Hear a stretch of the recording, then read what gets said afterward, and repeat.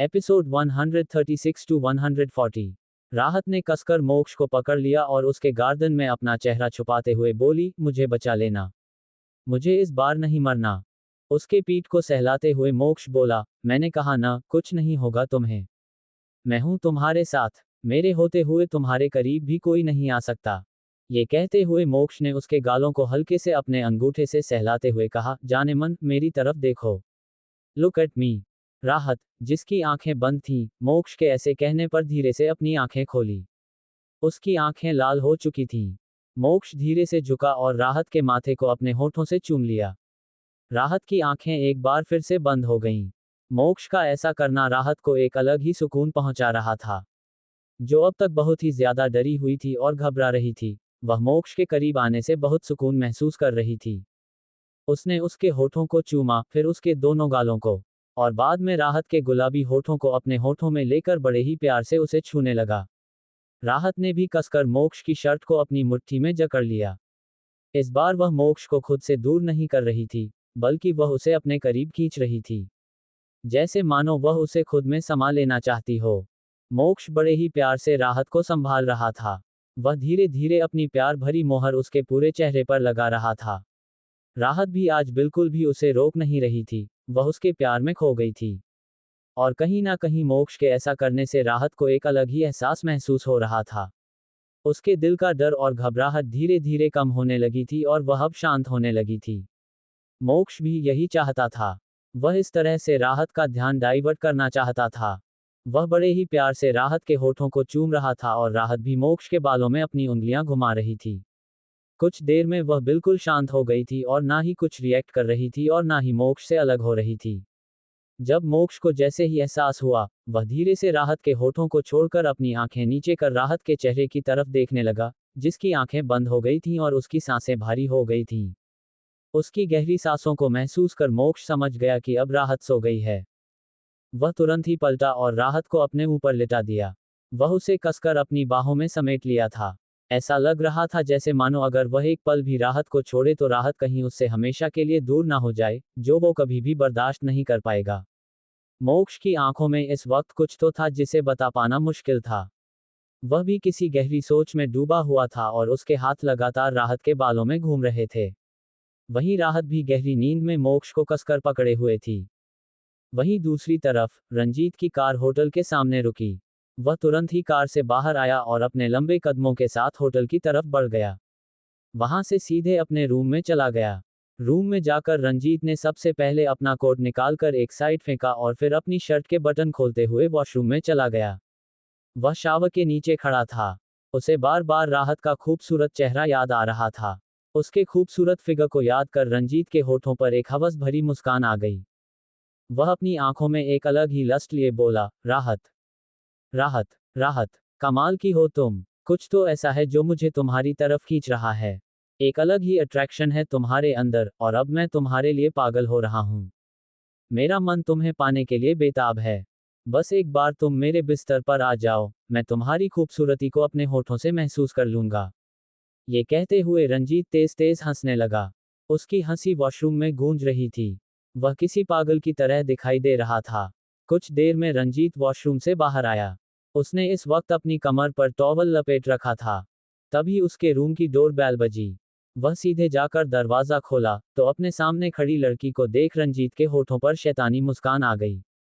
वह अपने होठों पर बड़े ही गंदे तरीके से जीभ फेरते हुए बोला, आ गई बेबी, इतना लेट क्यों? उसने अपना एक हाथ आगे बढ़ाया और लड़की को कमर से पकड़कर एक झटके में अंदर खींच लिया। वह लड़की कोई और नहीं, निकिता थी। निकिता रंजीत के खींचते ही सीधे उसकी बाहों में चली गई। वह उसकी परफेक्ट बॉडी को देखकर घायल हो गई थी। उसके अंदर की भी हवस जग चुकी थी। निकिता अपनी लंबी उंगलियों को रंजीत के खुले सीने पर घुमाते हुए बोली, अब तुम इतने प्यार से बुलाओगे तो भला मैं क्यों नहीं आऊंगी? कोई पागल ही होगा जो तुम्हारे इनविटेशन को इनकार करेगा। उसका चेहरा ऊपर उठाए हुए था।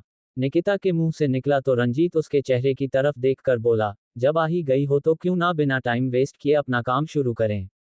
निकिता भी मुस्कुरा दी। रंजीत झुका और उसके होठों को अपने होठों में दबोच लिया और किसी भूखे भेड़िए की तरह उसके होठों को चूमने और काटने लगा। निकिता भी उसका पूरा साथ दे रही थी, आखिर वह भी कहाँ कम थी। दोनों ही एक दूसरे को टक्कर दे रहे थे। उस रूम में दोनों पागलों की तरह एक दूसरे को चूम रहे थे। कुछ देर बाद रंजीत ने निकिता को गोद में उठाया और उसे लेकर बेड पर चला गया।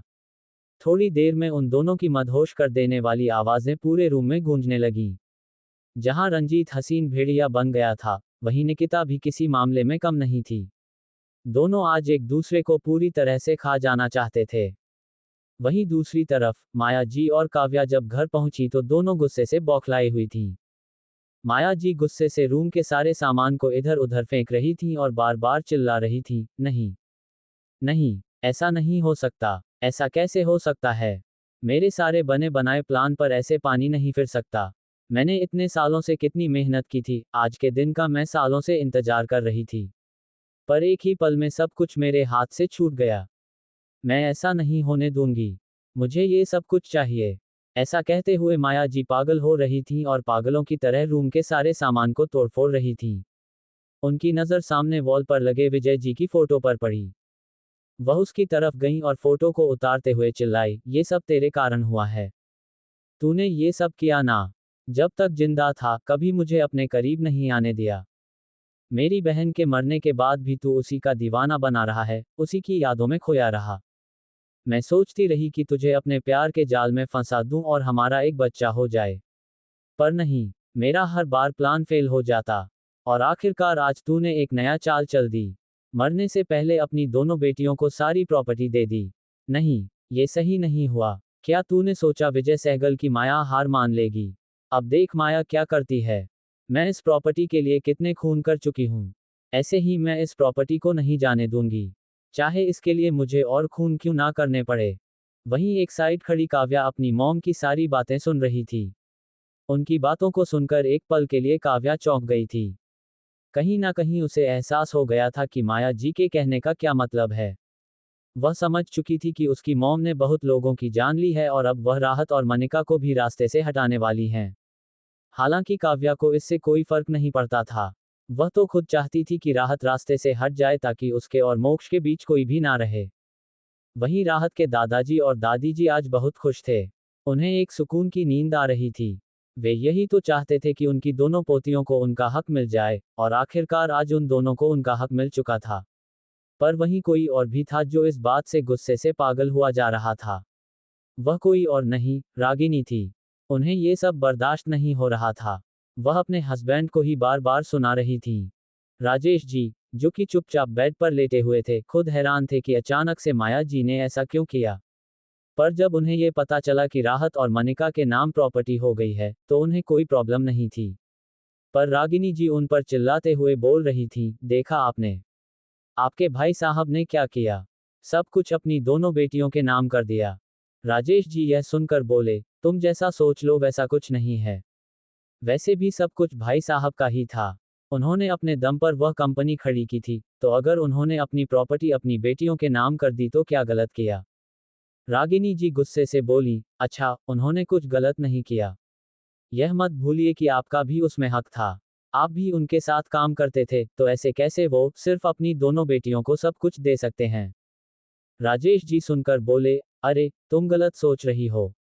भाई साहब ने निकिता के नाम पर भी कुछ शेयर्स किए हैं।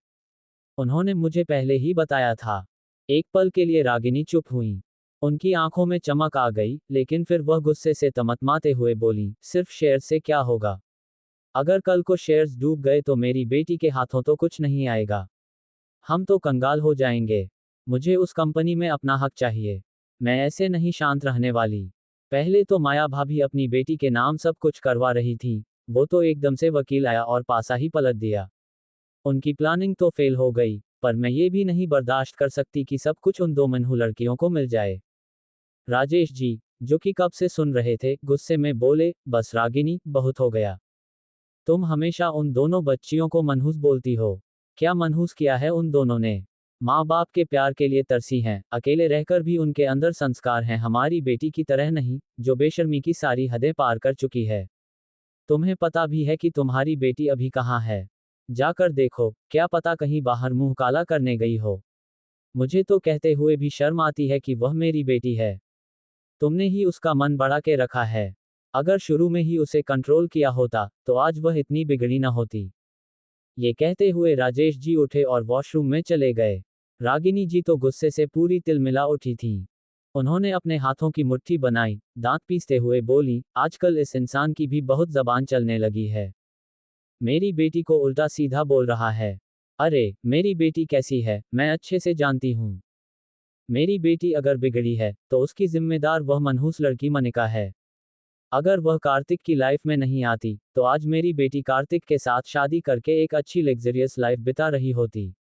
लेकिन उस मनिका के कारण मेरी बेटी की सारी खुशियां छीन लीं। उन्हें क्या पता, मेरी बेटी रात में कहाँ जाती है। मैं जानती हूँ, मेरी बेटी रात रात भर बाहर सड़कों पर गाड़ियां दौड़ाती रहती है और सुनसान जगहों पर बैठकर रोती रहती है, कार्तिक के साथ बिताए पलों को याद करके आंसू बहाती है।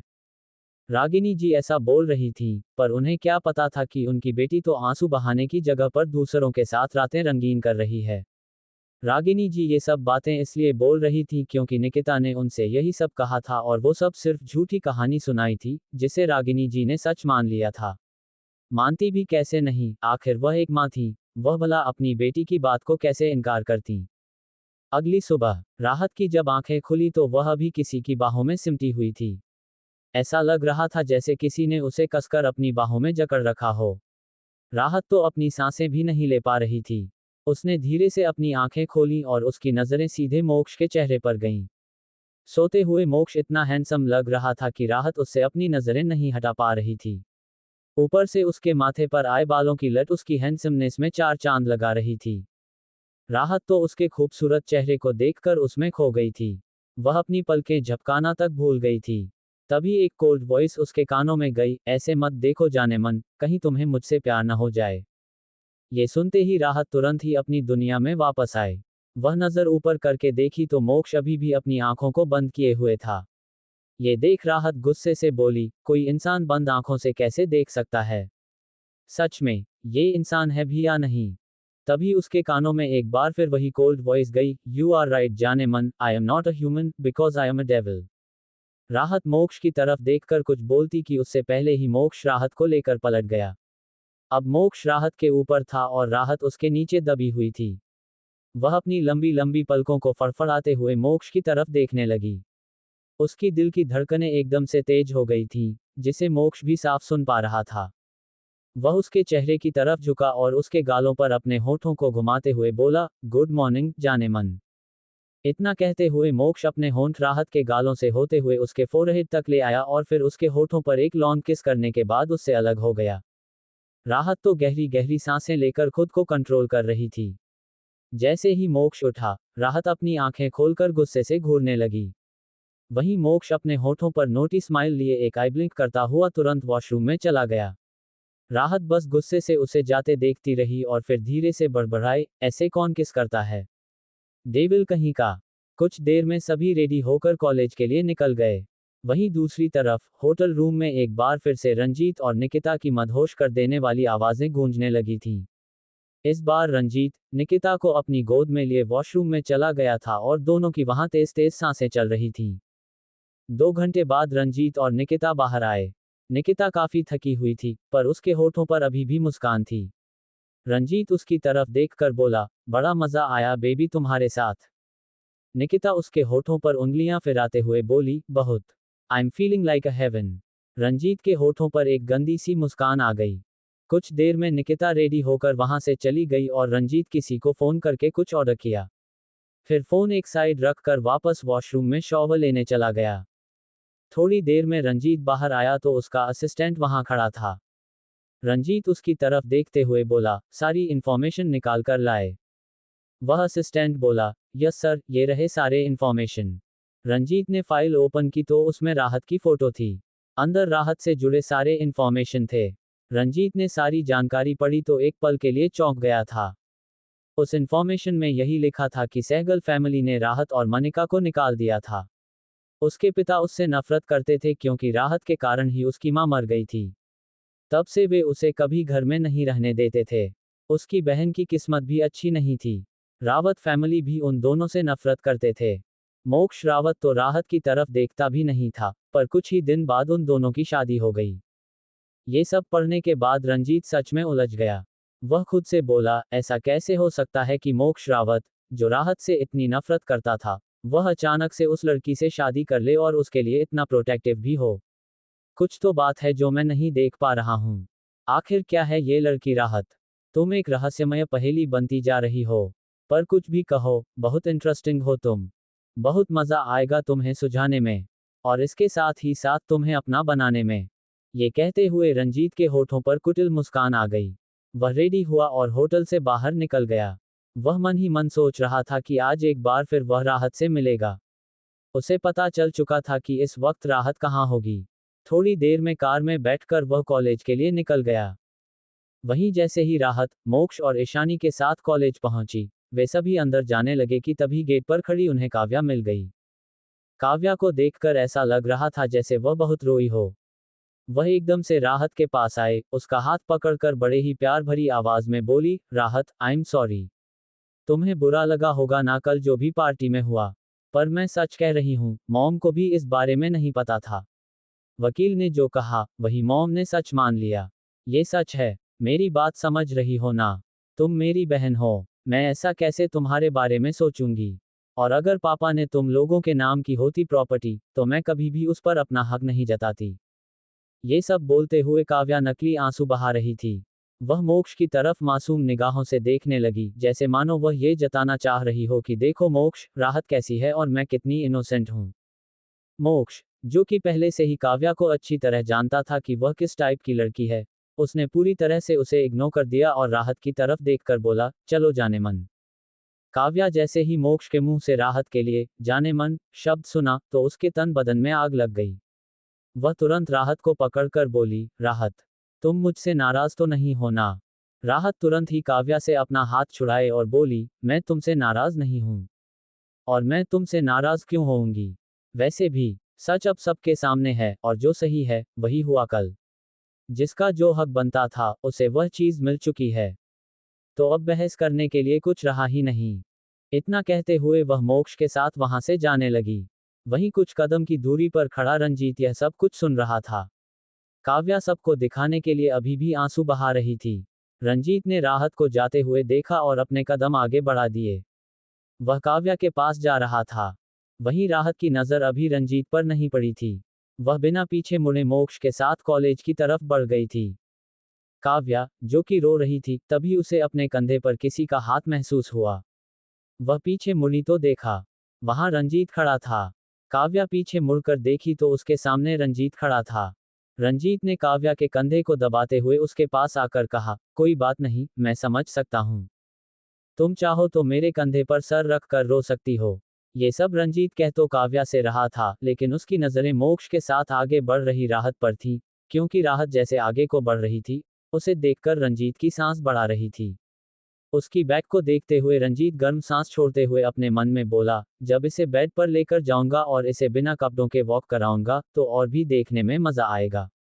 आह, इसका फिगर, दिल पर छुरियां चल रही हैं। तभी उसकी नजर मोक्ष पर गई, जिसकी जलती हुई निगाह रंजीत पर ही थी, क्योंकि उसकी बोली गई लाइंस मोक्ष सुन चुका था। उसका तो मन कर रहा था जाकर रंजीत का गला मरोड़ दे, लेकिन वह ऐसा कुछ नहीं करने वाला था, क्योंकि रंजीत वह शख्स था जिसने मिस्टी की जान ली थी। इसलिए मोक्ष चाहता था कि राहत अपने हाथों से उसकी जान ले, उसे मारकर राहत को वह सुकून मिले जो उससे छीन लिया गया। क्योंकि उसने कल रात को राहत को दर्द में तड़पते हुए देखा था। अगर वह उसे नहीं संभालता तो पता नहीं राहत का क्या होता।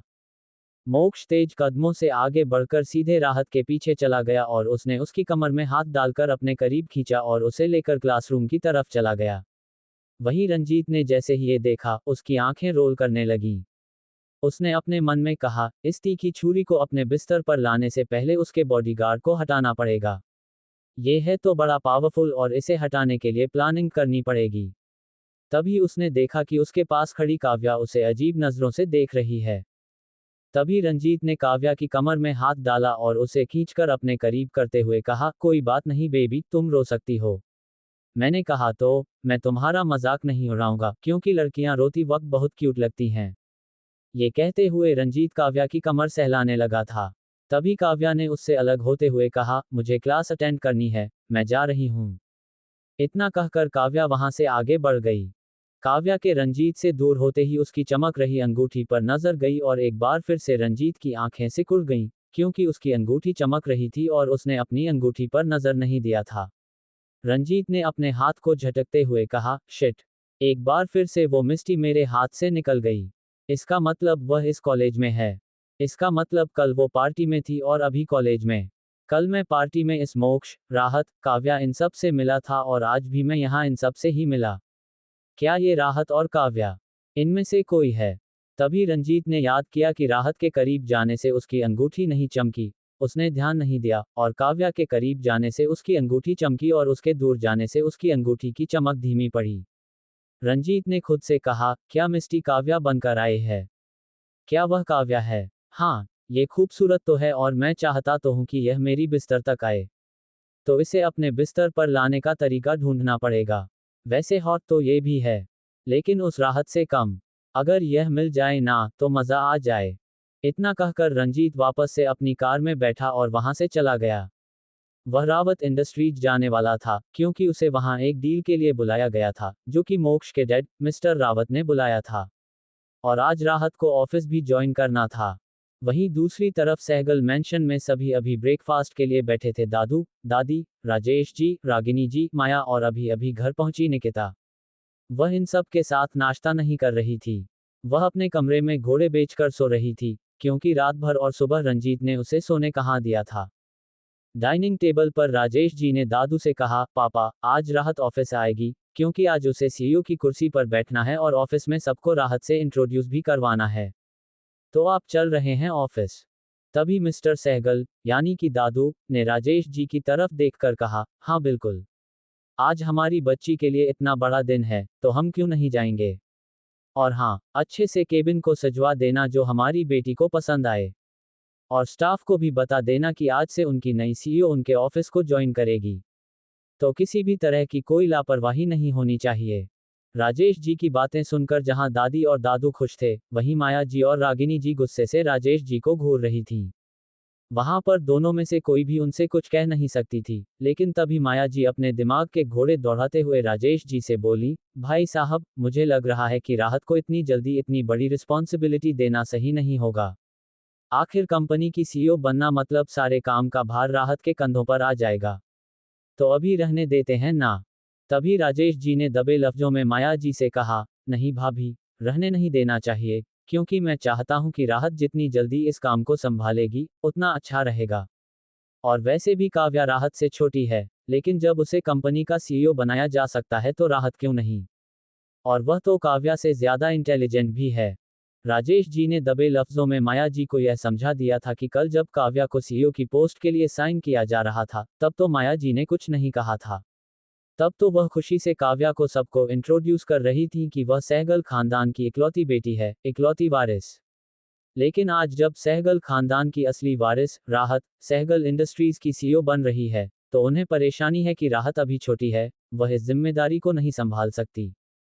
राजेश जी की इस टोन को सुनकर माया जी से दोबारा कुछ बोला नहीं गया, लेकिन गुस्सा उनके अंदर उबल रहा था। वह चाहती थी कि अभी एक तमाचा खींचकर राजेश जी के मुंह पर मारे, लेकिन वह ऐसा नहीं कर पाई क्योंकि उनका इरादा था काव्या को ऑफिस ज्वाइन करवाने के बाद सबको धक्के मार के घर से, ऑफिस से, सब जगह से बाहर निकाल देना और सब पर अपना कब्जा जमा लेना। लेकिन अब उनका इरादा तो पूरा हुआ नहीं, इसलिए वह चाह रही थी कि राहत को कैसे भी करके ऑफिस से बाहर रखें, ताकि वह ऑफिस में तो अपना काम कर सकें। लेकिन यहाँ तो राजेश जी बिना देरी किए राहत को सीईओ की चेयर पर बैठाने पर उतारू हैं। रागिनी जी को भी गुस्सा आ रहा था, लेकिन वह ये सोच रही थी कि कम से कम मिस्टर राजेश सहगल तो ऑफिस में रहेंगे, माया जी की तरह पूरी तरह से बेदखल तो नहीं होंगे। तभी राजेश जी अपने चेहरे से चश्मा हटाते हुए दादू से बोले, पापा, चलिए, हमें लेट नहीं करना है। और मैं राहत को कॉल करके बता देता हूं कि उसे 10 बजे तक ऑफिस पहुंचना है। तभी दादू ने कहा, लेकिन उसके क्लासेस हैं। राजेश जी ने कहा, हाँ, मैं उसे कह दूंगा। वह क्लासेस बंक कर लेगी आज। इतना कहकर राजेश जी ने अपना कोट उठाया और लैपटॉप बैग लेकर बाहर चले गए। वहीं दादू भी चेयर से उठते हुए दादी से बोले, मैं आता हूँ।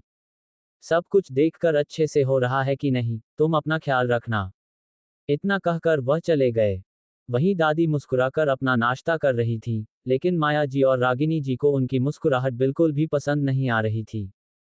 वहीं ईशान राहत और मोक्ष को देखकर उनके पास भाग कर आया और राहत के गले लगते हुए बोला, वाह कांग्रेचुलेशंस। मुझे कल ईशानी ने बताया कि तुम अब सहगल इंडस्ट्रीज की सीईओ बन रही हो। यार, ये तो गुड न्यूज़ है। चल, पार्टी दे। तभी मोक्ष ने उसे 2 कदम दूर हटाते हुए बोला, तू दूर से भी बोल सकता है। इतना कहकर जैसे वह जाने लगा तो ईशान ने दबे आवाज में कहा, जल कुकड़ा कहीं का, जो मोक्ष ने सुन लिया था। और उसने आंखें घुमाकर ईशान को देखा और कहा, ईशान, तुम्हें मेरे साथ घर जाना है। मोक्ष के मुंह से इतना सुनते ही ईशान बच्चों जैसा मुंह बनाकर बोला, ऐसे कैसे तेरे साथ घर जाना है? मैं आज ईशानी को अपने साथ घूमने लेकर जाना चाहता हूँ। अब ये बात ईशान ने सबके सामने कह दी थी। तभी सबकी नजरें ईशान पर टिक गईं और ईशानी वह नजरें चुरा रही थी कि अब वह राहत से कैसे बचेगी। तभी ईशान ने कहा, वो मॉम ने बुलाया है ईशानी को, तो घर लेकर जाना है उसे। मैं उसे छोड़ दूंगा। इतना कहकर ईशान फिर से बात बदलने के लिए राहत से बोली, चल ना, पार्टी दे। तभी वहां मान भी आते हुए बोला, हाँ यार, पार्टी तो बनती है। अभी क्लासेस खत्म होने के बाद हमें तुझसे पार्टी चाहिए। राहत ने कहा, अरे यार, अभी अनाउंसमेंट हुआ है कि मैं सीईओ बन गई हूँ। अभी तो मैं ऑफिस भी नहीं गई हूँ। अभी राहत ने इतना कहा ही था कि उसका फोन रिंग करने लगा। राहत ने फोन देखा तो वह राजेश जी का कॉल आ रहा था। राहत ने फोन रिसीव किया और कहा, हाँ चाचू, बोलिए। तभी राजेश जी ने कहा, कैसी है बच्चा? राहत ने कहा, ठीक हूँ चाचू। तभी राजेश जी ने कहा, बेटा, आज ऑफिस आ जाना 10 बजे के बाद। आज तुम्हें ऑफिस में सबसे इंट्रोड्यूस कराएंगे कि तुम ऑफिस की न्यू सीईओ हो। और मनिका को भी साथ ले आना। और मोक्ष और कार्तिक भी रहे तो अच्छा रहेगा, क्योंकि मोक्ष की कंपनी हमारे इस डील के साथ मर्ज हो चुकी है और हम साथ में काम करने वाले हैं।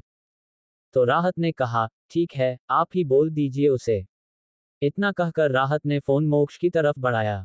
मोक्ष कुछ देर राजेश जी से बात करने के बाद बोला, ठीक है चाचू, मैं राहत को ले आऊंगा। इतना कहकर मोक्ष ने फोन राहत को देते हुए कहा, तुम सबकी पार्टी कल, क्योंकि अभी राहत को ऑफिस जाना है।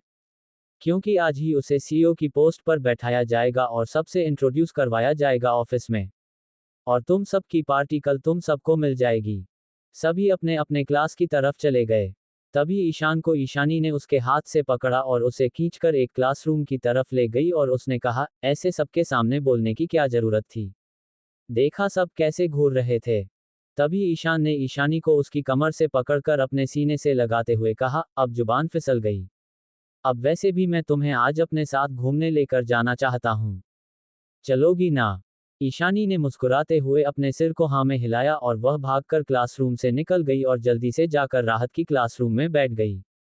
राहत ने उसे देखकर उससे पूछा, यूं भागकर क्यों आ रही है?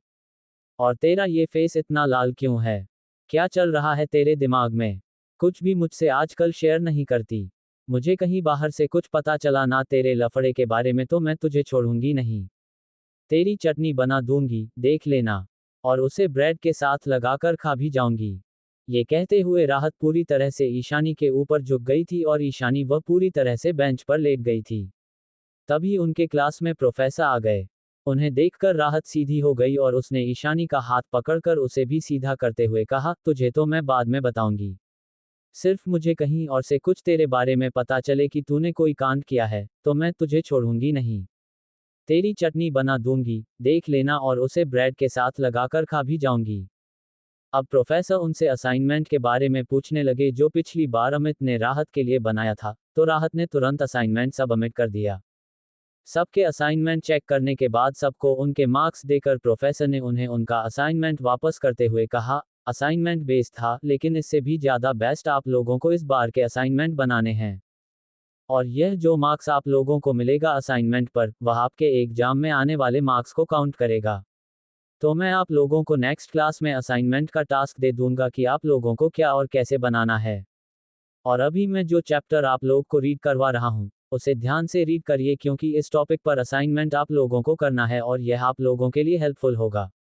ये कहकर उन्होंने बुक उठाया और वह सबको पढ़ाने लगे। वहीं राहत घूर घूर कर ईशानी को देख रही थी और ईशानी उससे डर रही थी। और अमित उनके पीछे बैठा उन दोनों की यह हरकत देखकर स्माइल कर रहा था। इम्पोर्टेंट नोट्स समझाने के बाद प्रोफेसर ने बुक रखते हुए कहा, तो अगर किसी को किसी चीज में डाउट है, पूछना है कुछ, तो अभी पूछ लो क्योंकि मैं अभी क्लास में हूँ। उसके बाद आप लोग खुद करोगे। लेकिन किसी ने कोई भी सवाल नहीं पूछा, तो प्रोफेसर ने क्लास ओवर होने के टाइम पर कहा, ठीक है, कोई बात नहीं, लेकिन अगर किसी को कुछ पूछना हो तो मेरे केबिन में आकर मुझसे पूछ सकता है। इतना कहकर प्रोफेसर चले गए। राहत ने एक बार फिर से घूरकर ईशानी को देखा और उसके बाद उसने अमित से कहा, अमित यार, तुझे तो पता है कि मैं असाइनमेंट नहीं बना पाती हूँ यार, तू बना देना। अमित ने कहा, तू हमेशा से असाइनमेंट से भागती क्यों है? तू बना कर तो देख, कितना अच्छा लगता है। तभी राहत ने अपनी आंखें रोल करते हुए कहा, तू बना रहा है कि नहीं, ये बोल, मुझे मत समझा, मुझे नहीं बनाना असाइनमेंट। तभी अमित ने उसके सर पर असाइनमेंट की फाइल मारते हुए कहा, ठीक है, मैं बना दूंगा। लेकिन पहले अपना बनाऊंगा, फिर तेरा बनाऊंगा। उसके ये कहने पर राहत खुशी से उछल पड़ी, लेकिन तभी दरवाजे पर नजर जाते ही उसकी स्माइल फीकी पड़ने लगी, क्योंकि दरवाजे पर मोक्ष खड़ा था, जो उसे लेने के लिए आया था। मोक्ष को देखकर राहत चुपचाप अपनी जगह पर खड़ी हो गई, तो मोक्ष तेज कदमों से क्लासरूम के अंदर आया और उसका हाथ पकड़कर खींचकर उसे ले जाने लगा और दांत पीसते हुए धीरे से मगर सर्द आवाज में कहा, तुम्हें एक बार में बोली गई बात समझ में नहीं आती है ना? मैंने कहा था ना, किसी और के करीब मत जाना, फिर भी तुम उस चश्मिश के करीब जा रही थी। तभी राहत ने कहा, वह मेरा फ्रेंड है, मैं किसी से लिपटने नहीं जा रही हूँ। वह फ्रेंड है, मैं फ्रेंड की तरह ही उसे मानती हूँ। लेकिन तुम इतना क्यों चिढ़ते हो? मैं तुम्हें तुम्हारी महबूबा के करीब जाने से रोकी क्या जो तुम? तभी मोक्ष ने उसे खींचकर अपने करीब किया और उसके कमर में हाथ डालकर उसके कमर को दबाते हुए कहा, मैं अपनी महबूबा के करीब हूँ, मुझे किसी और के करीब जाने की जरूरत नहीं है। मोक्ष जितनी तेजी से राहत को लेकर चल रहा था, कुछ ही देर में दोनों उनके कार के पास आ गए। राहत को कार में बैठाने के बाद मोक्ष ने कार स्टार्ट की और फुल स्पीड में सहगल इंडस्ट्रीज जाने वाले रास्ते पर कार दौड़ाने लगा। वहीं काव्या, वह तो बस मोक्ष का पीछा करना चाहती थी, लेकिन उससे राहत और मोक्ष की करीबियां बर्दाश्त नहीं हो रही थीं। उसने रोते हुए कहा, मुझे लगता है कि मुझे उस रंजीत की बात माननी चाहिए। मुझे ऐसे ही मोक्ष नहीं मिलेगा। कल उसने कहा था कि अपनी चीज को हासिल करने के लिए किसी भी हद तक जाना कोई बुराई नहीं है। तो अब मैं किसी भी हद तक जाऊंगी और अपनी मंजिल यानी कि मोक्ष को पाकर रहूंगी।